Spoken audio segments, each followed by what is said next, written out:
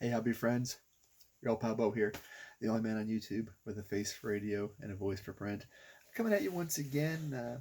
Want to thank y'all for all the engagement for my last video. I picked up like 5 subscribers from that video and that engagement alone.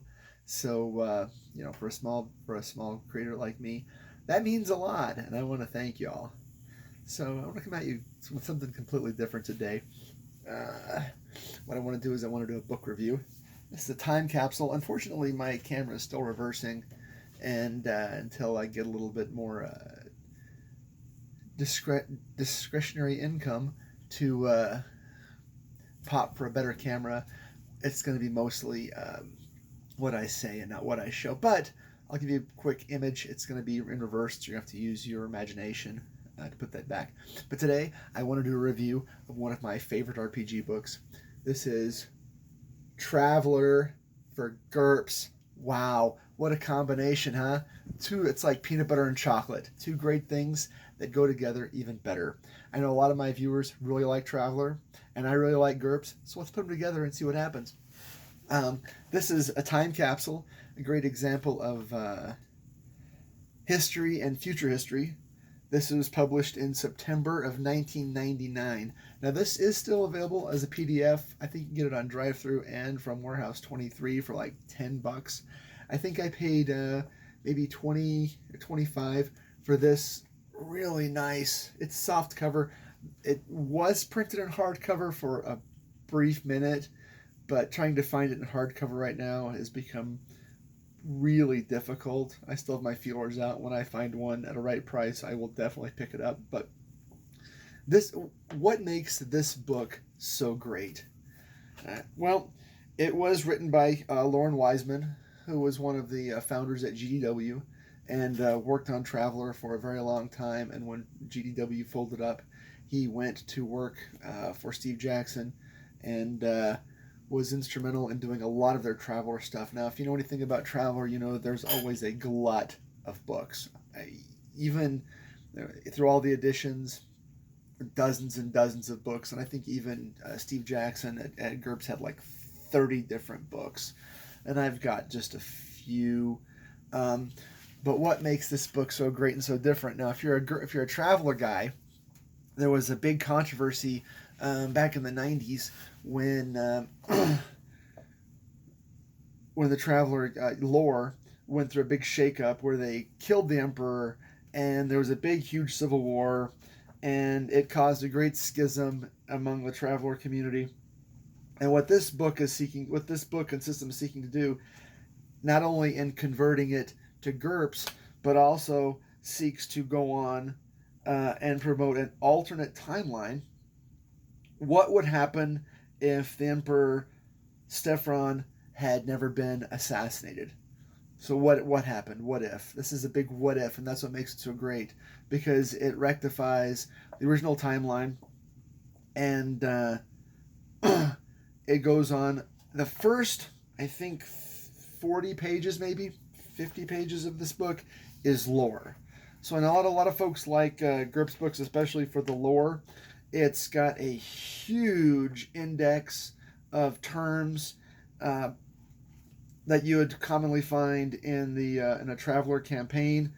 It goes on with the major and minor races, playable races, at least the ones that are commonly playable. It goes through the timeline of the Traveller mythos from 305,000 BC all the way until 5,631 AD, and I think it's meant to take place sometime around there.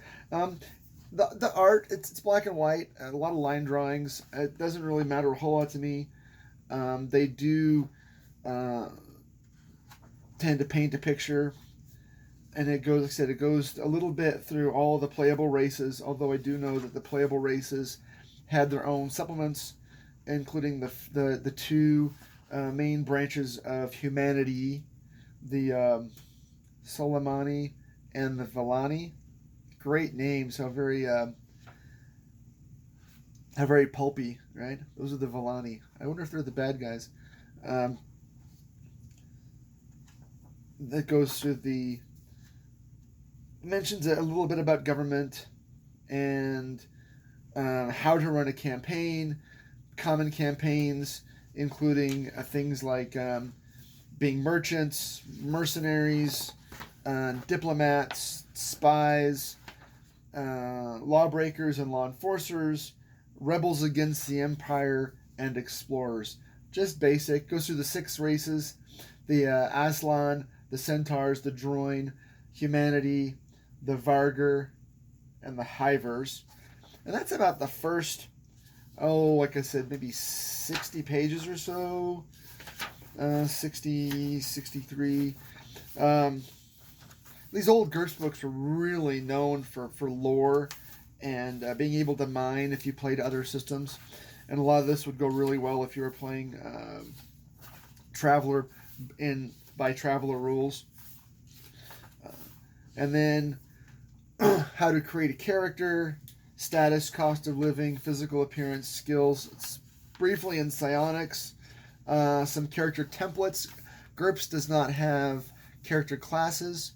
It's a point buy, but it's easier to create a character if you have a character template, which is very similar. It goes through skills, attributes, equipment, and then it depends on the level of the game, how many points level are you playing, a more realistic game or heroic game, cinematic game, and that would tell you about how many points that you need to make it, to balance it against the enemies of the game. Are your enemies more human? Are you going to introduce more powerful aliens? Are you going to use this to run? I use a lot of this in my sci-fi game, which is not based on Traveller, but I have used a lot of Traveller elements within it. Marine commandos, Navy officers, and then Chapter 4, equipment and supplements, medical technology. It gets into how to run it at different tech levels. If you're a Traveller guy, you know the Traveller has tech levels, and GURPS has tech levels also.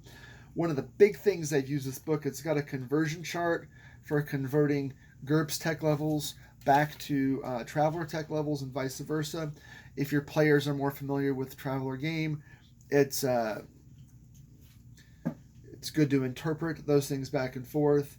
It explains how artificial gravity works, kind of, how the jump technology works, kind of.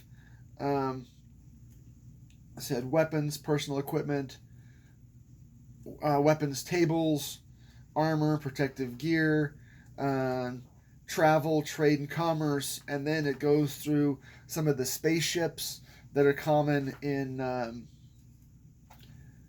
Traveller, your Beowulf class free trader, how planets work, how to map planets, how to create planets, how to compare skills, how to convert skills, and then your starships, 100-ton ships, 200-ton ships, 200-ton ships.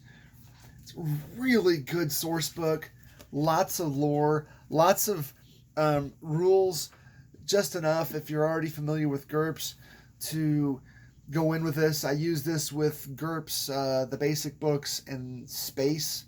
I'm thinking about getting more into psionics as I go. I'm still a really new game master, so adding too many rules can slow the game down.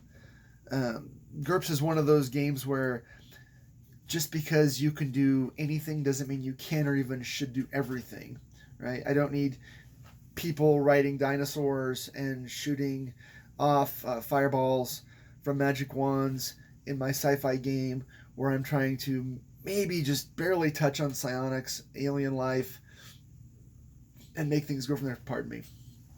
Little burp. Another great thing about GURPS books is they have a really complete and thorough index. Everything's cross-referenced and easy to find. Should you buy this book? It's going on eBay right now for between $20 and $40, depending on the seller and the condition. Follow Shadow's tips for eBay buyers. It's a good time to buy right now. Don't pay full price. Haggle, barter, not barter, but haggle and make offers and bids and look for auctions as opposed to buy it nows. I've got a setting, notifications for GURPS Traveller, so that when stuff comes through, I can try to pick it up. Is this for everybody? I don't know. It is for me, and it has worked out pretty well. It's got a chapter on spaceship combat. It's got a chapter on drive systems and ship-to-ship weapons, and how missiles work, how other weapons work, ship armor, hull design. It's sort of a condensed form from GURPS Spaceships, the new 4th edition Spaceships. It's also available as a PDF, or I think POD from Warehouse 23, or from Warehouse 23 or Drive-Thru RPG. It's available for both. Easy to find, easy to get, not expensive. I think it's like a $10 book. It's thin, but it's got all the rules on making spaceships, if that's your jam. If you want the spaceship to be a character as opposed to just a setting. If it's just a setting, then you don't really need to stat it out. But if it's a character that you plan on interacting with in a meaningful way, ship-to-ship fighting, anything like that, then it's good to have rules, because rules like that keep our game from being just a game of make-believe. And if you want to just play a game of make-believe, that's fine. But if you want to have it more random and fair, then rules for spaceships keep things just. And that way, when your ship is damaged, you know it's because of the dice and the dice roll, and not because of some arbitrary decision on the part of the game master. Rules for ATVs, rules for the cutter. And there was a whole supplement on the cutter, and the cutter is the ship that I'm using in our game right now. It's a really common ship throughout the Traveller universe, if you know a lot about the Traveller universe. Launches, some fighters, ships scale up and down. The conversion, these conversion charts are really, really great if you're an experienced travel player. How the skills convert. For example, if you pilot in Traveller Gravcraft at T4, then you would take the skill piloting contragravidity. Easy peasy. Gunnery, energy weapons convert to gunnery tech level type. In this case, it'd be energy weapons. Gunnery missiles convert to gunnery missiles. So there's a lot of similarities in skills and tech levels between the games, and ways to make that conversion really easy. So I'd say give it a look. As I said, it's a great old book. It even has that old great black cover that Traveller had. I'm a big fan. I said I've read through it once, and I'd probably read through it again, just to get more of the lore, try to understand more of what's going on in the Traveller universe. What did they even call that? Not cataclysm, not calamity.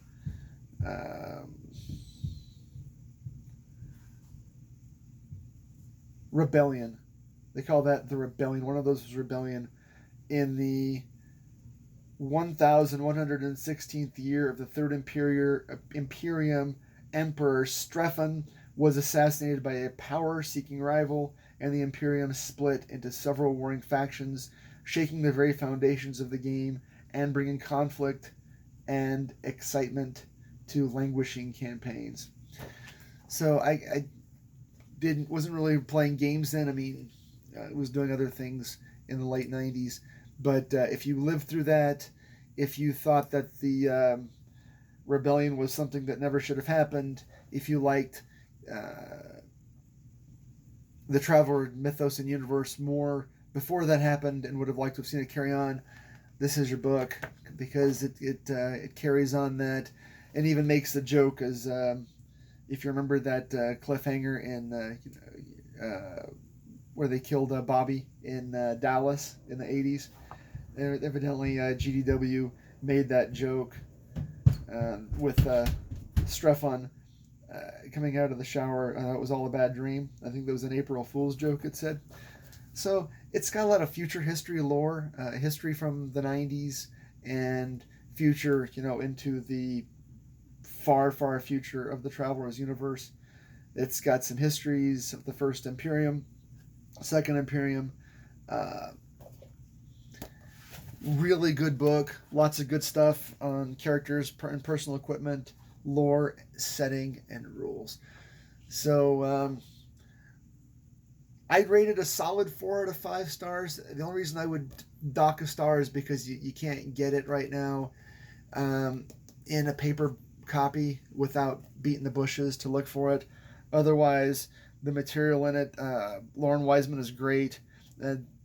Really did a great job of interpreting and translating classic Traveller into GURPS rule set. It brings you the official alternate universe for Traveller, in which Emperor Strephon and the Third Imperium have survived to face new challenges. So, highest recommendation I can give, only docking it a little bit because you can't just order it from Warehouse 23 in paperback or hardback. I prefer a hardback copy. I like my books on hardback. I don't really care about the weight because they sit at my gaming table. The paper is a little bit pulpy. If you know a lot of the older GURPS paperbacks, it's fine. The art is okay. The price is reasonable if you don't mind PDFs, or if you can find a used copy anywhere, eBay or anything like that, any place that deals in used games and books. You find it on a wide variety of price points. Like I said, my copy is fairly nice. It's not wavy or wrinkled. It's not really dog-eared. I suspect that it sat on someone's shelf for about 20 years before it got sold on eBay. Like I said, this one was published in September of 1999. So I consider it's a time capsule of history and future history. So again, thanks for the engagement in the last video. I did manage to pick up, like I said, 5 subscribers from that. So let's keep it going. Let's keep it rolling. I promise more content like this in the future. Got some more books to review. As far as painting goes, I'm still working on it. I've had some airbrush issues, working through those, and want to test some more of the speed paints and the dipping inks, and hopefully get those up in the next week or so, in addition to at least one more book review. All right, thanks. Peace.